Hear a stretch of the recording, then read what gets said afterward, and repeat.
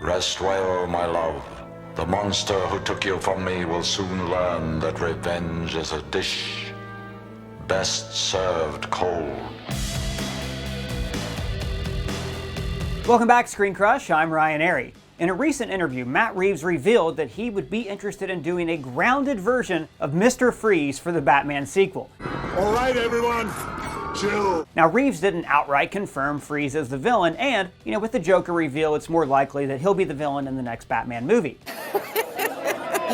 But Victor Freeze would be a great villain in a sequel. He's such a sympathetic character, and I'm really interested to see Reeves' grounded take. But can Mr. Freeze even work in this realistic world? Victor is a man who can't survive outside of a sub-zero temperature. He has a futuristic suit. He uses a freeze gun that freezes people. His wife is frozen in a cryo chamber. All of this is very unlikely to work in the Batman's grounded world. Taking the one fantastical element and then have everything around it so to be as grounded as possible so that it could feel, I want it to feel emotionally real and to make everything feel very believable. Well, we spent the past few days trying to solve this puzzle, and we found a way to make Mr. Freeze work in this realistic world. Matt Reeves, I hope you're watching this because we got a realistic Mr. Freeze for you.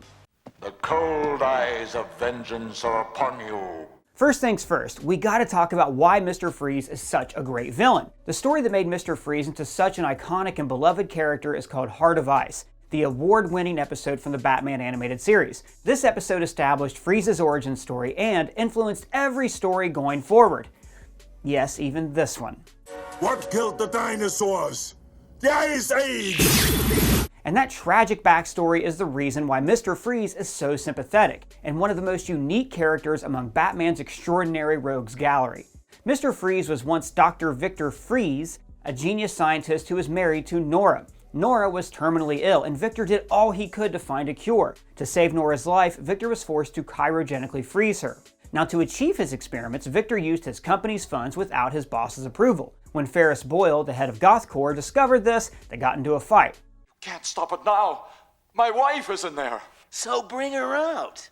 You can't interrupt the process now. Because of Boyle, Victor suffers a terrible accident that causes his transformation. Victor can no longer survive outside of a sub-zero temperature, but more importantly, Nora dies. As Victor becomes Mr. Freeze, he's obsessed with revenge against Ferris Boyle, and to achieve his vengeance, he turns to a life of crime. To never again walk on a summer's day with a hot wind in your face and a warm hand to hold. See, that's why Freeze is so compelling. His wife is killed right in front of him. Ferris Boyle's actions make him into a frozen monster.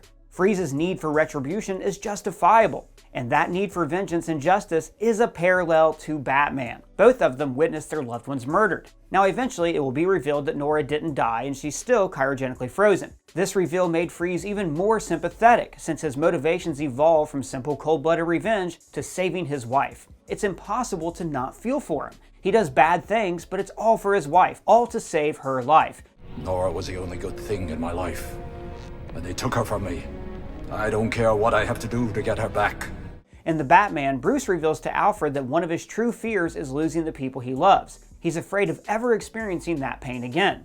And this is why Freeze can work so well in a sequel, because Batman understands what Freeze is going through, why he does what he does. It makes their conflict so much more personal. I saw what happened to your wife. I'm sorry. I'm beyond emotions. They've been frozen dead in me. But how can Mr. Freeze work in the Batman's realistic world? That's the real challenge here. I want a faithful adaptation, which is unfortunately impossible with this grounded take. That's one of the main drawbacks with this realistic work. On one hand, it makes Batman's story far more believable, but on the other hand, it takes away a lot of the fun of the fantastical elements of the character and the villains. Now, that being said, as realistic as this take on the Batman was, there are still elements of the fantastical. For example, Batman's armor. It's basically bulletproof like Beskar, protecting him from all types of firepower. The armor even absorbs an explosion. And it's not just the armor, Batman walks away from that bomb without a scratch. There's also the camera contact lenses, which I'm pretty sure don't exist in the real world. At least I hope they don't. I'll have you know, this is where our most cutting-edge technology is developed.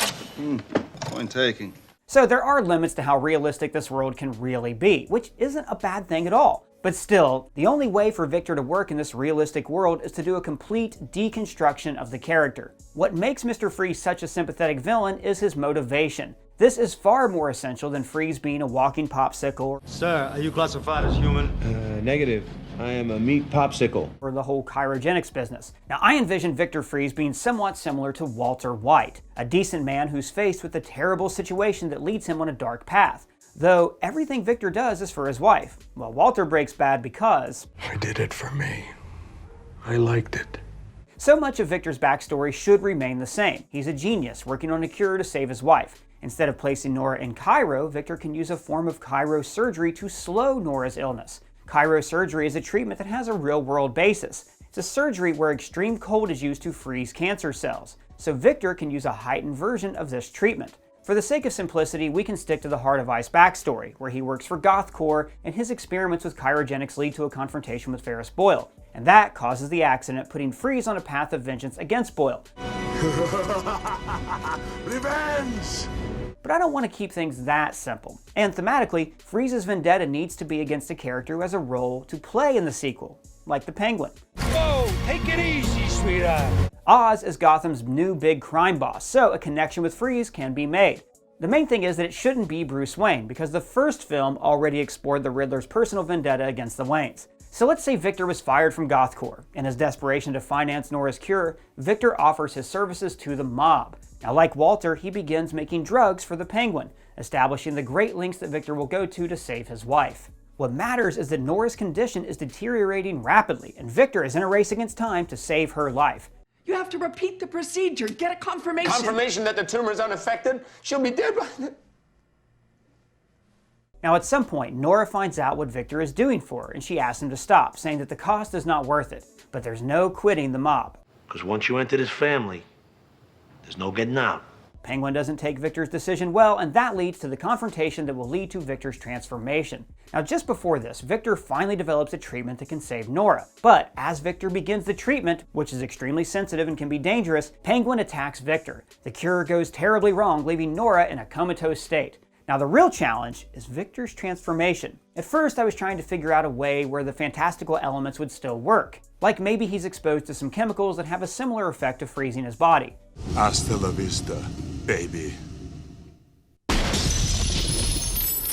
But honestly, everything ended up feeling kind of lame and forced. And then we decided to go about it in a completely different direction.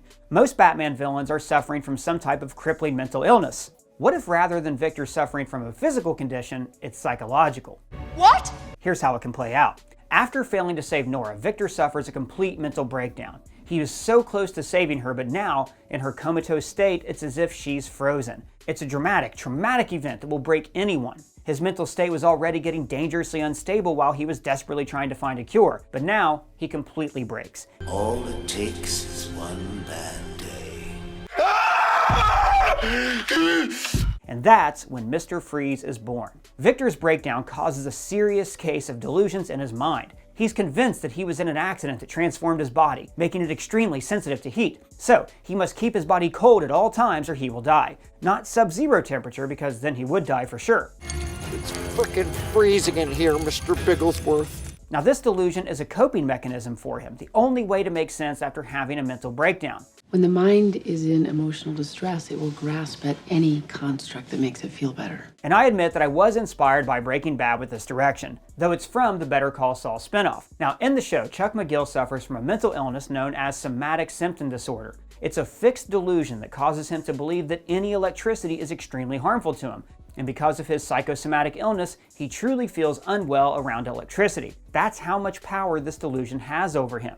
So, something like this can work with Victor. His delusions convinced him that hot temperature can kill him. Now, these are the crippling effects of mental illness, especially if we're convinced in something so obsessively. And in a way, this makes Victor even more tragic. So to maintain his body's temperature, Victor begins wearing a cooling suit that keeps his body cold at all times. And there are real-life cooling suits that can do that. Astronauts wear something known as liquid cooling garment, which is used to remove body heat. But woven in through that material are tubes that run cold water.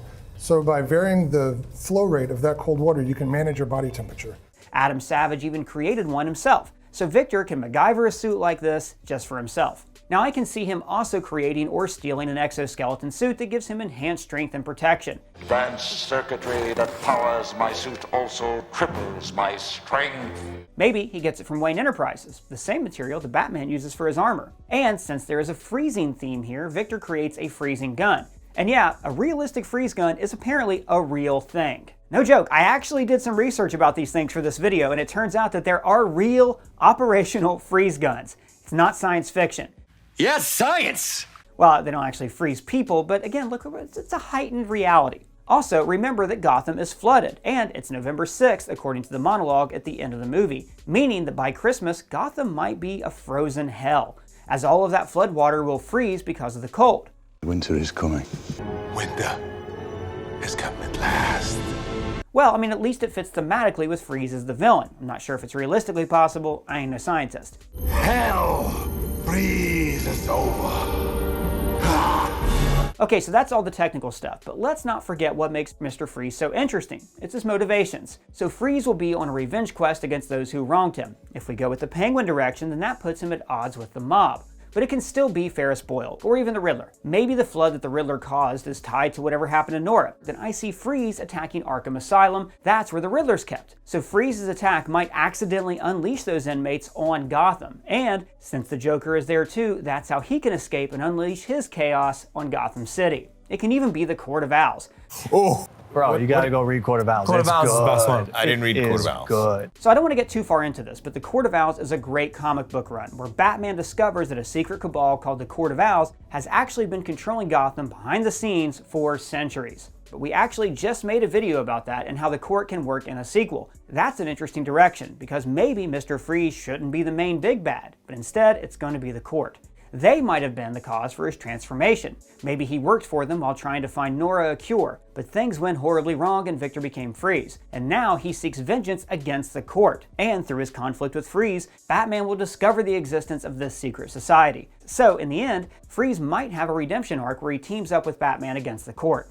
No words can express my sorrow for the pain I've caused you.